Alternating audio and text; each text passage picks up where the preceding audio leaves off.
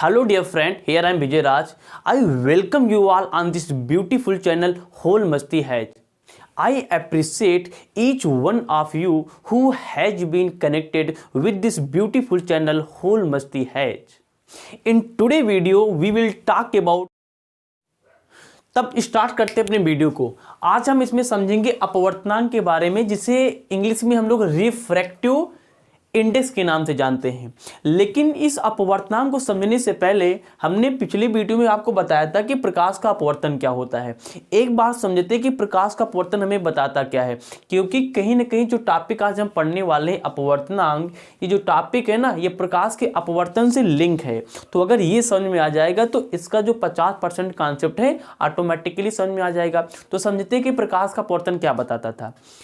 प्रकाश का अपवर्तन जैसा कि आपको दिख रहा होगा, हमें दो चीज बताता था। प्रकाश का अपवर्तन है क्या, ये हमारे पास क्या है, विरल माध्यम। नीचे वाला हमारे पास क्या है, यहाँ पे ये हमारे पास लिखा है सघन माध्यम। विरल का एग्जांपल क्या होता है, जैसे यहाँ पे वायु है और यहाँ पे सघन में क्या है, हमारे पास कांच है।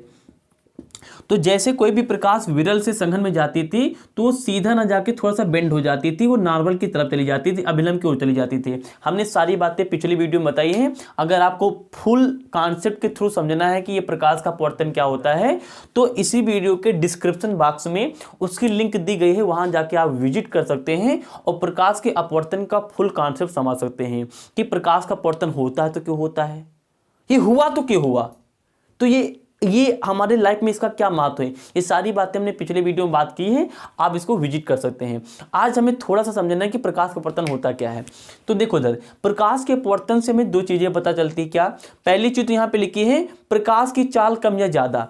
मतलब कि प्रकाश का जो अपवर्तन ना, इससे हम लोग ये बता सकते हैं कि किसी भी प्रकाश की जो चाल है वो कम है या ज्यादा है, कम है या ज्यादा है। और एक बात और प्रकाश का अपवर्तन एक बात और बताता है कि अगर हमारे पास कोई भी प्रकार सघन माध्यम में, सघन मतलब जिसे कांच हो गया, पानी हो गया, ये हमारे लिए सघन माध्यम का काम करते हैं, जिसमें जो कण होती है बहुत पास पास हो, जिससे ये बना है। ये हमारे पास क्या है, कांच का टुकड़ा लिया है जिसमें जो कण है ये ब्लैक ब्लैक जो धब्बा जैसा दिखाई दे रहा है, ये हमारे पास कण है, बहुत पास पास है, तो उसे बोलते हैं सघन माध्यम।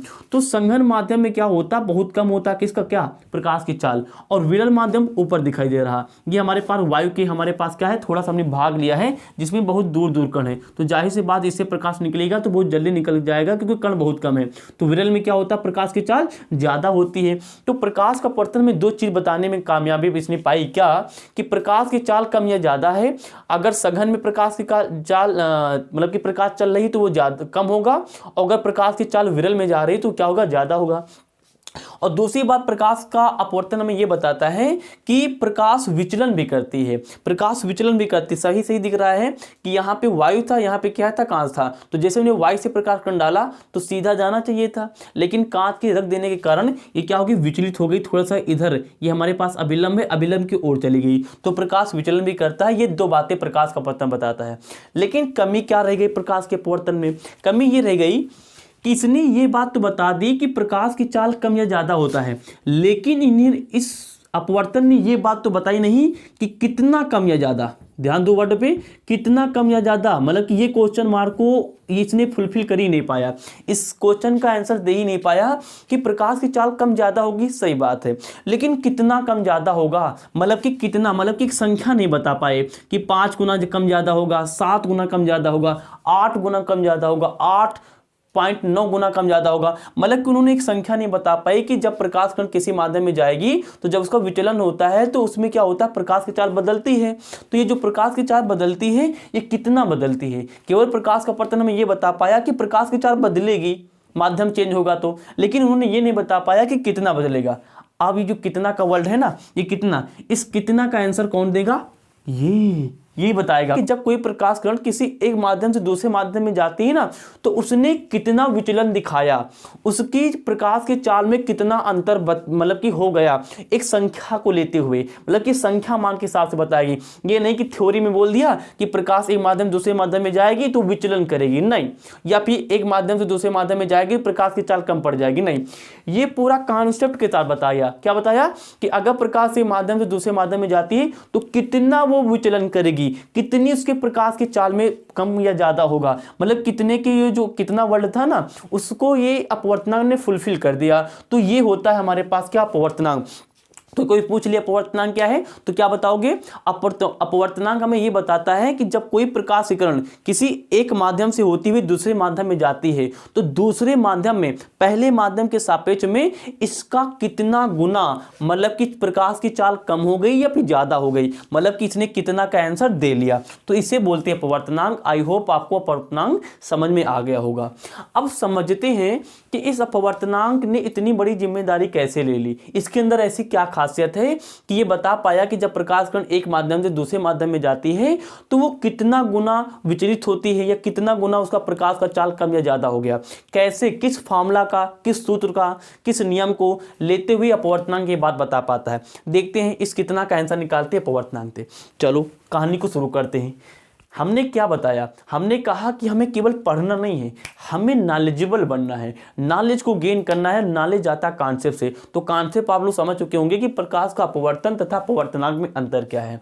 चलो अपवर्तनांक की कहानी शुरू करते हैं। देखो ध्यान से, जैसे मान लो हमारे पास कोई विरल माध्यम है। माध्यम तो आप जानते होंगे, माध्यम का मतलब जैसे मान लो रेल की पट्टी, रेल चलती है तो रेल की पटरी पे चलती है, तो रेल की पट्टी रेल के लिए क्या है? माध्यम है।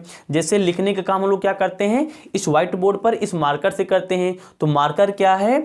एक माध्यम है जो कि लिखता है। उसी प्रकार ये जो व्हाइट बोर्ड है, व्हाइट बोर्ड पर लिखा जाता है, तो व्हाइट बोर्ड भी एक क्या है? माध्यम है। तो माध्यम का मतलब कि जिसके द्वारा कोई भी काम किया जा सकता है। जैसे हमारे जब यहाँ पे लाइटिंग लगी है, तो इस लाइटिंग के लिए ये जो हमारे पास एलईडी दमक रहे हैं, इस एलईडी तभी दमक रहे हैं जब वायर से क्या आ रही, इसमें सप्लाई आ रही। तो वायर से सप्लाई आ रही, तो वायर में सप्लाई आ रही ना, अगर वायर ना हो तो सप्लाई आएगी, तो वायर में सप्लाई आ रही, तो वायर ही क्या कर रहा? सप्लाई को ला रहा, तो वायर हमारे लिए क्या है? माध्यम है। तो माध्यम का मतलब होता है जब कोई काम उस माध्यम उसी चीज से किया जाए, तो जिस चीज किया जाता है उसे हम लोग बोलते हैं माध्यम। तो जैसे मान लो हमारे पास कोई विरल माध्यम है, विरल माध्यम की एग्जांपल क्या है? जैसे वायु। हमने क्या किया है? इतना पोर्शन ले लिया, हमने मान लिया कि वायु है। हमें पता है कि अगर वायु होती है ना तो उसके कण क्या होते हैं? दूर दूर। पहला कण, अच्छा ये क्या है? छोटे छोटे हमने दूरबीन दिखाए, ये क्या है? हमारे पास कण है, इंग्लिश में पार्टिकल है। तो ये वायु में क्या होते हैं? दूर दूर कण होते हैं। बहुत बढ़िया। अब एक चीज बताओ, अगर दूर दूर वायु के कण है, हमने क्या किया? यहां से कोई प्रकाश कण डाला, तो ये प्रकाश कण ऐसे आई, ऐसे आई, ऐसे आई, ऐसे आई, ऐसे आई, ऐसे आई, ऐसे आई, ऐसे आई। ये देखो जब ये हमारे पास क्या हुआ? इतने बड़े पूरे के क्षेत्रफल में केवल ये कण का थोड़ा सा भाग क्या हुआ? इसकी मतलब कि प्रकाश के कण में टकराई, तो थोड़ा बहुत, इतना तो फर्क नहीं पड़ेगा क्योंकि दूर का कण कितना होता है? बहुत ही ये हल्का होता है। इसका वेटेज जो ये हमारे पास कण होता है, इसका जो वेटेज है, जो इसका द्रव्यमान बहुत कम होता है, उसकी वजह से प्रकाश का कुछ भी नहीं कर पाएगा, वो सीधा निकल जाएगी और स्पीड से जाएगी, क्योंकि इसमें कोई भी हमारे पास कण टकराया ही नहीं, तो किसी प्रकार का अवरोध है ही नहीं।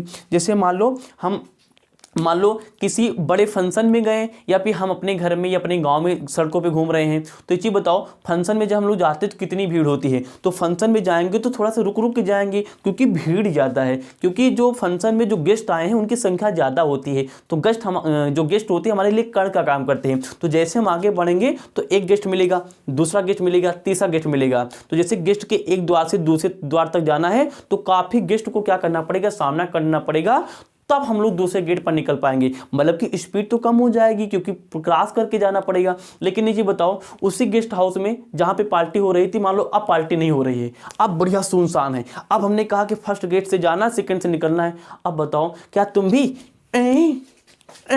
ऐसे करोगे? नहीं। अब क्या होगा? तुम फर्स्ट गेट से जाओगे, सड़क से सेकंड गेट से निकल जाओगे, क्योंकि तुम्हारे फर्स्ट गेट और सेकंड गेट्स में क्या है? कोई कण नहीं है। कण मतलब कि कोई गेस्ट नहीं है, तो आप फटाक से निकल जाओगे। वही एग्जांपल यहाँ पे है। अगर हमारे पास कोई बैरियर, कोई मतलब कि अवरोध है ही नहीं, तो प्रकाश कण सड़क से निकल आएगी। वही लिखा है कि अगर हमारे पास विरल माध्यम है तो जो विरल माध्यम में जो प्रकाश की चाल क्या होती है? अधिक होती है, सड़क से निकल आएगी। आई होप आपको समझ में आ गया होगा। उसके बाद इसका अपोजिट, इसका उल्टा क्या है? सघन माध्यम। सघन माध्यम की एग्जांपल क्या? हमारे पास कांच। कांच क्या होता है? कांच को कभी सर पे मार के देखना, खूना खच्चर हो जाएगा। खूना खच्चर क्यों हो गया? क्योंकि कांच क्या होता है? बड़ा सघन होता है, बड़े पास पास कड़ों से मिलकर बना होता है। हमने थोड़ा सा आपको समझाने के लिए नमूना लिया है। हमने मान लिया यहाँ पे वृत्तीय कांच है, मतलब कि एक सर्कुलर हमने क्या लिया? कांच की प्लेट ले लिए ऐसे। तो कांच की जो प्लेट होती है ना, इस पर जो हमने ब्लैक ब्लैक ऐसे कुछ धब्बा जैसा दिखाया ना, छोटे छोटे, ये हमारे लिए कांच के कण है ना, इंग्लिश में क्या है? पार्टिकल्स है। तो ध्यान से देखो, तो इसमें पार्टिकल का जो क्लोजनेस है, मतलब कि जो पार्टिकल का समीप होने की जो स्थिति है बहुत पास पास है। चलो एग्जांपल देते हैं, इसमें भी प्रकाश कण डालो। हमने मान लिया यह प्रकाश कण डाला, जैसे प्रकाश कण डाला ओए होए पहले ही प्रकाश कण ने इस पहले बड़े वाले कण से जाकर टकरा गई। ये क्या करेगा, इसको रोक लेगा। अब धीरे से क्या करेगा, ये प्रकाश कण किसी भी तरीके से मतलब कि एनर्जी ऊर्जा लेगा और इसको क्रॉस करेगा, तो मतलब कि मान लो इसको क्रॉस करके ऐसे निकल रही।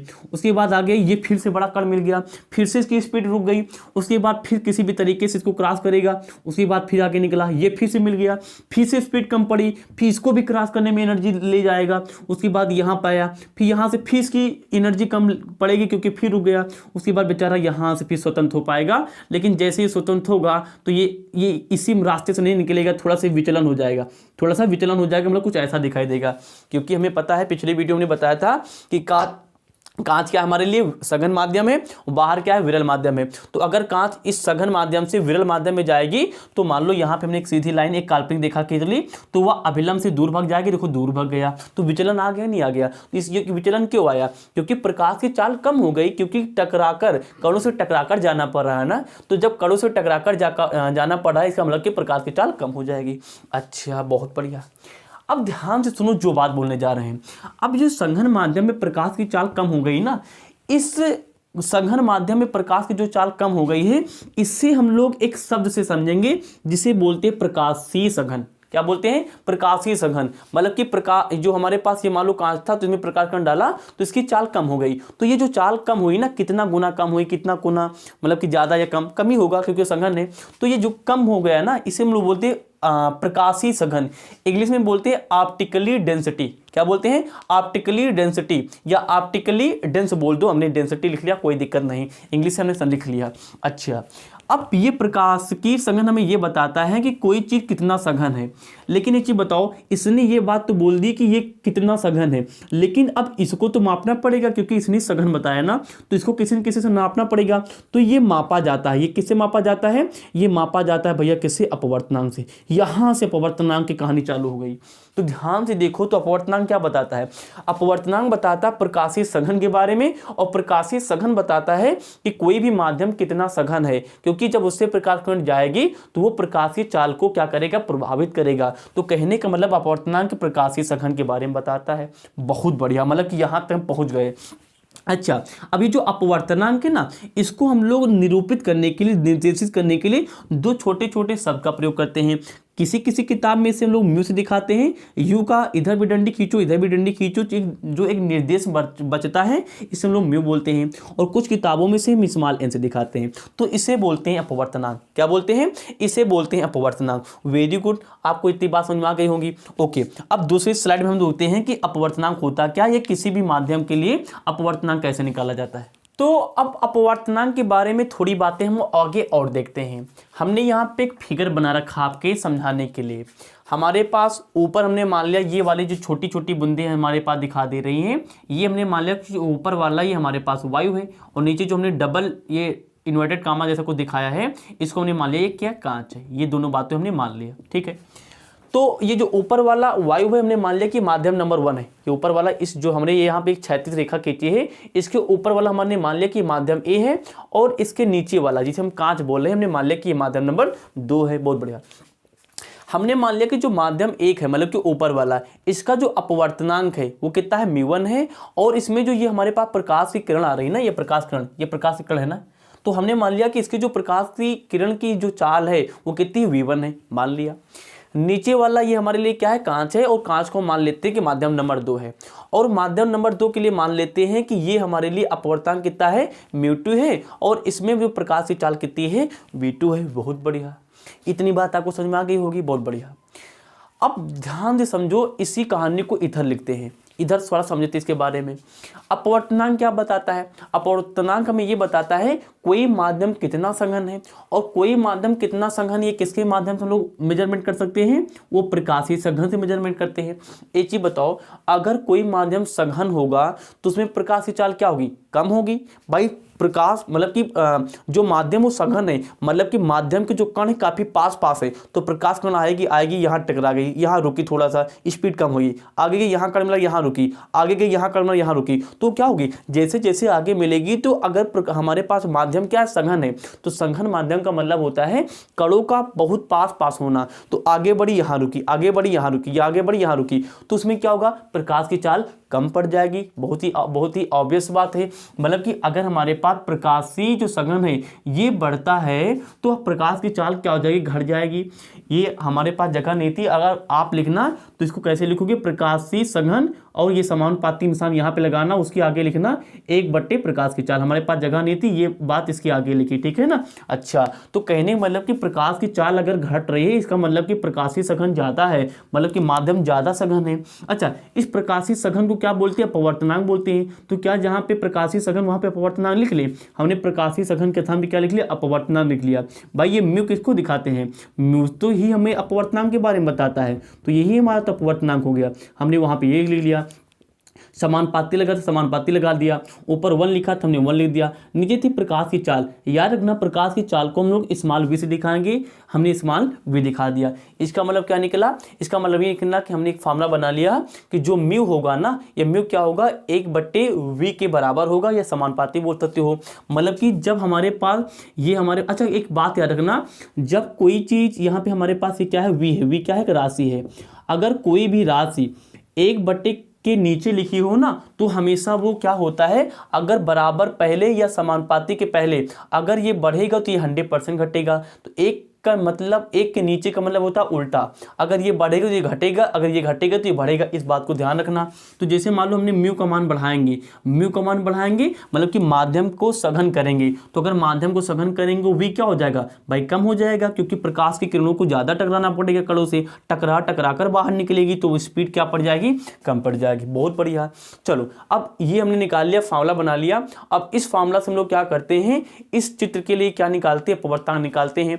पहले हम लोग क्या करेंगे, माध्यम 1 के लिए क्या निकालेंगे, माध्यम, एक माध्यम के लिए क्या निकालेंगे, म्यू का मान निकालेंगे। एक माध्यम के लिए म्यू हमारा पास कितना है, म्यू1 है, हमने यहाँ पे म्यू1 लिख लिया। बहुत बढ़िया। म्यू1 का मान किसके बराबर हो जाएगा, इसमें प्रकाश की चाल कितनी है, v1 है, तो हमने यहाँ पे 1 लिखा, 1 लिख दिया, और v का मान कितना, v1 हमने म्यू1 लिख दिया। बहुत बढ़िया, इसको मान लिया, हमारे पास समीकरण कितना है, 1 है। उसके बाद हमने माध्यम नंबर 2 देखते हैं, माध्यम नंबर 2 हमने यहाँ पे माध्यम नंबर 2 लिख लिया। माध्यम 2 में हमारे पास अपवर्तनांक कितना है, म्यू2 है, हमने म्यू2 लिख दिया। म्यू2 किसके बराबर है, 1/v, और v का मान कितना आपकी बार v2 है। एक काम करो, ये जो v1 है ना, इस v1 से क्या करो, इसको भाग कर दो, मतलब कि ये जो हमारे पास म्यू1 से म्यू1 को भाग कर दो, तो कितना हो जाएगा, यहाँ देख लेते हैं आगे। तो हमारे पास कितना हो जाएगा, ये ऊपर लिख लो, तो म्यू2 अपान म्यू1 है ना। तो म्यू2 मान कितना था हमारे पास ऊपर, अच्छा यहाँ पे बराबर लगा सकते हो, समानुपाती मतलब बराबर ही होता है, लगा लो यहाँ पे। तो कितना गया बराबर, यहाँ पे हमने पहले म्यू2 लिखा ना, तो म्यू2 का मान कितना है 1/v1, तो हमने यहाँ पे 1/v1 लिख दिया, और नीचे कितना लिखा था हमारे पास 1/v2, हमने 1/v2 लिख दिया। ये नीचे वाली चीज जब ऊपर जाएगी तो कितना हो जाएगी हमारे पास, ये ऊपर जाएगी तो ये गुणा में चली जाएगी, तो ये हमारे पास हो जाएगा म्यू2, सॉरी ये म्यू2 नहीं, ये म्यू1 है ना, तो हाँ लिख दिया भाई। तो म्यू2 बराबर 1/v2 और म्यू1 बराबर 1 हमारे पास कितना था भैया, 1/v1 था। अब म्यू2 अपान का म्यू1 बराबर, ये चीज ऊपर जाएगी तो ऊपर जाके गुणा हो जाएगी, तो ये ऊपर गुणा हो जाएगी तो हो जाएगा 1/v2 गुणे में v1 ऊपर चला जाएगा, v1 अपान कितना हो जाएगा 1 हो जाएगा। इसको सॉल्व कर लो, तो म्यू2 अपान का म्यू1 बराबर v1 को 1 से मल्टीप्लाई को v1 हो जाएगा, अपान का v2 हो जाएगा। तो ये हमारे पास निकल आता है दोनों माध्यम का अपवर्तनांक। तो ध्यान से देखो, बात सही निकली कि जो पहला मतलब कि दूसरा माध्यम अपवर्तनांक है वो किसके बराबर है, v1 के बराबर है। मतलब कि सही बात है कि प्रकाश की चाल के उल्टा हमारे पास क्या है, अपवर्तनांक है।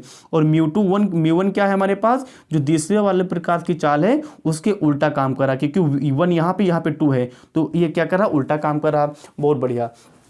अब इस समीकरण को हम लोग क्या करते हैं, यहाँ पे लिख लेते हैं। हमारे पास क्या आ गया, म्यू2 अपान का म्यू1 बराबर कितना लिखा हमारे पास, v1 अपान का v2। देखो ध्यान से, इसे पता क्या पढ़ते, इसे पढ़ते क्या है ये समझना बहुत जरूरी है। इसे पढ़ते हैं ये देखो इधर, ये हमारे पास क्या माध्यम 2 है, इसे क्या पढ़ेंगे माध्यम 2 का अपवर्तनांक। ये माध्यम 2 का क्या है वी, माध्यम 2 और वी क्या है अपवर्तनांक। तो माध्यम 2 का अपवर्तनांक हमने अपवर्तनांक लिख लिया, अपवर्तनांक हमने अपवर्तनांक लिख लिया, बहुत बढ़िया। माध्यम 2 का अपवर्तनांक लिख लिया, और नीचे जो लिखा होता है ना इसकी तुलना में निकालते हैं। मतलब कि जो ऊपर वाला माध्यम हमारे पास, जो नीचे वाला माध्यम ये वाला माध्यम था, इसमें हमें बताना है कि प्रकाश की चाल कितनी है इसके तुलना में। तो तुलना को बोलते हैं सापेक्ष में। तो हमें बताना है कि जब प्रकाश किरण इसमें से इसमें आती है तो भाई इसमें प्रकाश की चाल कितने गुना कम या ज्यादा हो गई। ठीक है ना भाई, यही तो बताता है अपवर्तनांक मान में कितना गुना कम या ज्यादा हो गई नंबर के साथ में। तो वही चीज है, ऊपर वाला माध्यम 2 का अपवर्तनांक होगा एक की तुलना में कितना कम या ज्यादा हो गया। तो किसकी तुलना में, माध्यम 1 की तुलना या फिर 1 की सापेक्ष, है ना। तो माध्यम 2 का अपवर्तनांक माध्यम 1 के सापेक्ष, इसे हम लोग ऐसे पढ़ते हैं। तो माध्यम 2 यहां पे लिखा था माध्यम 2 का अपवर्तनांक, तो माध्यम 2 का क्या है, माध्यम 2 का क्या है हमारे पास अपवर्तनांक है, किसके सापेक्ष 1 के सापेक्ष। तो जिसके सापेक्ष होता है ना उसको हम लोग आगे 1 लगा लिया करो। तो इस चीज को हम ऐसे भी लिख सकते हैं, इसका मतलब एक ही हुआ, इसका भी मतलब वही हुआ जो इसका मतलब हुआ। मतलब कि माध्यम 2 का अपवर्तनांक माध्यम 1 के सापेक्ष, माध्यम 2 का अपवर्तनांक 1 के सापेक्ष, ये किसके बराबर था हमारे पास V1/V2 था। इस बात को आप अपनी कॉपी में नोट कर लो, ये हमारे पास सूत्र का काम करेगा। ठीक है ना। अब हम लोग क्या करते हैं, सवाल लगाते हैं जो हमें प्रूव कर देगा कि अपवर्तनांक क्या करता है। हमें ये बताता है कि जब कोई प्रकाश कण एक माध्यम से दूसरे माध्यम में जाती है तो कितने गुना कम या ज्यादा हो जाती है उसकी प्रकाश की चाल, नंबर के साथ बताएगा। तो आप इसका स्क्रीनशॉट ले लो, फिर हम लोग उसके बाद करते हैं, उसके बाद वीडियो करते हैं आप। आई होप आपने ले लिया होगा। चलो हम लास्ट सवाल देखते हैं और अपवर्तनांक के कॉन्सेप्ट को खत्म करते हैं। हमने ये मान अभी निकाला था, निकाल लिया। हमने माना कि माध्यम में एक हमारे पास कोई है जिसमें प्रकाश की चाल, जो कि वायु हमने लिया माध्यम एक को 3 × 10⁸ मीटर पर सेकेंड है। और माध्यम 2 हमने क्या लिया, हमने ले लिया माध्यम 2 में हमारे पास कांच है जिसमें प्रकाश की चाल 2 × 10⁸ मीटर पर सेकेंड है। तो हमें बताना है कि हमको बताना है कि जो कांच है, मतलब कि ये वाला जो कांच है बना लेते हैं। नीचे हमारे पास ये कांच है, ये हमारे पास क्या है कांच है, और ऊपर क्या हमारे पास वायु है। तो वायु से उन्हें प्रकाश कण डाला और वो टकराकर क्या करेगी, थोड़ा सा विचलित हो जाएगी, ऐसे नहीं जाएगी ऐसे जाएगी। तो हमें ये बताना है कि इसका वाला, ये हमारे पास क्या है μ2 है, ये हमारे पास क्या है μ1 है। हमें बताना है जो μ2 है, मतलब कि ये वाला, इस वाले माध्यम का, कांच का माध्यम जो हमारे पास है, इसका अपवर्तनांक 1 के सापेक्षा कितना कम या ज्यादा है। मतलब कि कितना गुना इसमें प्रकाश की चाल कम हो गई या फिर प्रकाश की चाल ज्यादा हो गई, इस चीज को निकाल लेते हैं। तो ध्यान दो, तो पहले समझो कि इसका मतलब क्या हुआ। इसका मतलब ये हुआ कि कांच का अपवर्तनांक, ऊपर क्या लिखा, कांच का अपवर्तनांक एयर की अपेक्षा कितना होगा, कांच का अपवर्तनांक एयर की अपेक्षा कितना होगा। मतलब कि जो इसका मान निकालोगे ना, ये हमें ये बताएगा कि कांच वायु से कितने गुने सघन है। हमने क्या बताया था, हमने आपको भी ये बताया था कि अपवर्तनांक हमें एक मान बता देता है, एक वैल्यू बता देता है कि कितना गुना है। तो गुना कैंसर निकालने जा रहे हैं, तो ये हमें क्या बताता है, ये पूरा मान जो हल करोगे ये वाला, ये हमें ये बताएगा कि कांच वायु में कितने गुना कम या कांच वायु से कितने गुना सघन, या मतलब कि सघन है या विरल, हमें ये बताएगा। चलो इसको पढ़ेंगे कैसे, इससे हम पढ़ेंगे कैसे, ये जो भी मान निकलेगा वो मान हमें ये जानकारी देगा कि जब प्रकाश किरण वायु से कांच में जाती है तो कांच वायु से कितने गुना सघन हो जाता है। ठीक है ना, कितने गुना, कितना मान होता है, मान बता देता है। और ये चीज हमें ये बताती है कि कांच का अपवर्तनांक ये क्या है, कांच V मतलब अपवर्तनांक, कांच का अपवर्तनांक A मतलब कि वायु, और अपवर्तनांक वायु के अपवर्तनांक की अपेक्षा कितना कम या ज्यादा है। तो इसको लिख लेते हैं, ये कांच का अपवर्तनांक मतलब कि G मतलब का कांच, कांच का अपवर्तनांक ये क्या है, ए मतलब क्या होता है हमारे पास वायु के सापेक्ष, वायु के सापेक्ष। सापेक्ष का मतलब जहां लिखा हो समझ जाना तुलना की बात हो रही, किसी बात हो रही, तुलना। मतलब कि कांच का पवर्तनांक ए की तुलना में कितना है, मतलब कांच में जब कोई प्रकाश कण जाती है तो ए की तुलना मतलब कि वायु की तुलना में कितनी गुना उसकी स्पीड कम हो जाती है, या फिर कितने गुना उसमें क्या होता है, वो कितनी गुना सघन होता है, क्यों, कितने मतलब कि छोटे छोटे पार्टिकल कितनी समीप कितनी समीप मतलब कि वो जुड़े होते हैं, ये बताएगा। चलो निकालते हैं, तो इस क्वेश्चन मान को निकालते हैं। देखो उधर तो निकाल लेते हैं भाई। यहाँ पे देखो उधर जब हम लोग म्यू1 म्यू2 को निकालते हैं तो उसमें क्या होता है, जो हमारे पास प्रकाश की चाल होती है वो v1 जाती है, मतलब कि नीचे वाला पवर्तनांक ऊपर वाले प्रकाश की चाल के बराबर है। तो हमारे पास ये क्या है, कांच का पवर्तनांक, तो कांच हमारे पास नीचे है तो किसके बराबर हो जाएगा, वायु वाले के बराबर हो जाएगा, मतलब इसके बराबर हो जाएगा। तो हमने लिख लिया 3 इंटू, अच्छा पहले फॉर्मूला लिख लिया जाए, फॉर्मूला लिख लो। तो ये कितना हो जाएगा, ये हमारे पास हो जाएगा v1 अपान कितना हो जाएगा हमारे पास v2। तो हमारे पास v1 कितना है, v1 हमारे पास कितना है, ये हमारे पास प्रथम माध्यम का प्रकाश का चाल है, ये प्रथम माध्यम था, 3 गुणे 10⁸ मीटर प्रति सेकेंड है, हमने लिख लिया। नीचे हमारे पास दूसरा जो माध्यम इसमें प्रकाश की चाल कितनी है, 2 गुणे 10⁸ मीटर प्रति सेकेंड लिखा था, हमने लिख लिया, है ना, लिख लिया भाई, ठीक है ना, मीटर प्रति सेकेंड हमने यहाँ पे लिख लिया। मीटर प्रति सेकेंड कैंसिल हो गया, 10⁸ कैंसिल हो गया, कितना मान आ गया, 3/2, और 3/2 को अगर हल करोगे तो कितना आ जाएगा 1.5, कितना आ जाएगा 1.5। तो हमारे पास ये कितना मान आ गया, हमारे पास mu G upon mu A का मान कितना आ गया 1.5।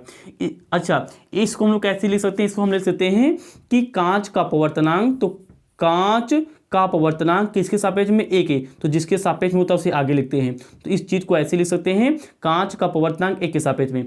कुछ कुछ किताबों में इसे ऐसे लिखता है, कांच का पवर्तनांक, तो कांच का पवर्तनांक लिख लिया, किसके सापेक्ष में, ए, तो जिसके सापेक्ष में लिखना होता है इसको हम बगल में चिपका देते हैं। तो कुछ किताबों में ऐसे भी लिखा होता है। तो ये दोनों बात क्या है, एक ही है। ये किसके बराबर है, ये किसके बराबर है, 1.5 के बराबर है। इसका मतलब क्या होता है, हम इसको समझ लेते हैं। देखो उधर इसका मतलब ये निकला कि अगर प्रकाश की किरण वायु से होते हुए कांच में जाती है ना, तो कांच जो है इस वाले वायु से 1.5 गुना ज्यादा सघन है। ये क्या है, गुना ज्यादा सघन है। हाँ हाँ हाँ, हमने क्या बताया था, ज्यादा क्या है, सघन है। हमने वीडियो की शुरुआत में ये बताया था कि अपवर्तनांक हमें ये बता देता है कि एक माध्यम दूसरे माध्यम के सापेक्ष मतलब कि तुलना में कितना गुना, मतलब कि मान के साथ, एक वैल्यू के साथ में बता देता कितना गुना कम या ज्यादा है। तो ध्यान से देखो, तो अपवर्तनांक ने बता दिया ना कि अगर कोई भी प्रकाश कण हमारे पास वायु से कांच में जाती है तो कांच जो होता है ना, ये वाला कांच,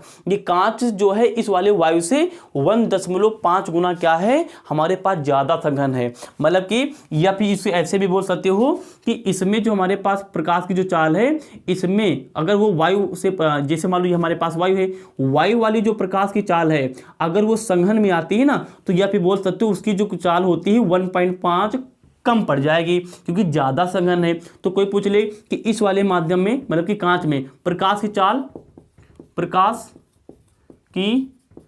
कितनी है, प्रकाश की चाल कितनी है, प्रकाश की चाल कितनी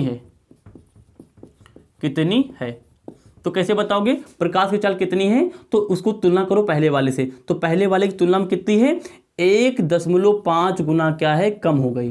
क्या हो गई, कम हो गई, क्योंकि सघन था, कम होगा, कम हो गई। ये बात आप बता सकते हो, ठीक है ना, हो गई, ये बात बता सकते हो। तो अगर हमारे पास प्रकाश की किरण वायु से कांच में जाती है तो प्रकाश की चाल कितना गुना कम होती है, 1.5 गुना क्या हो जाती है, कम हो गई है। तो ये बात बता सकते हो। पहली बात क्या पता चल जाती है, पहली बात ये पता चलती है कि पहली बात सघन या विरल के माध्यम बता सकते हो, दूसरी बात प्रकाश की चाल कितना गुना कम या ज्यादा हुई इसके बारे में बता सकते हो अपवर्तन का यूज करते हुए। तो अगर सघन या विरल माध्यम के हिसाब से देखा जाए तो इस वाले सवाल में हमने जहां पे लिया था, उस वाले सवाल में जो कांच है ये वायु से 1.5 गुना क्या है, ज्यादा सघन है।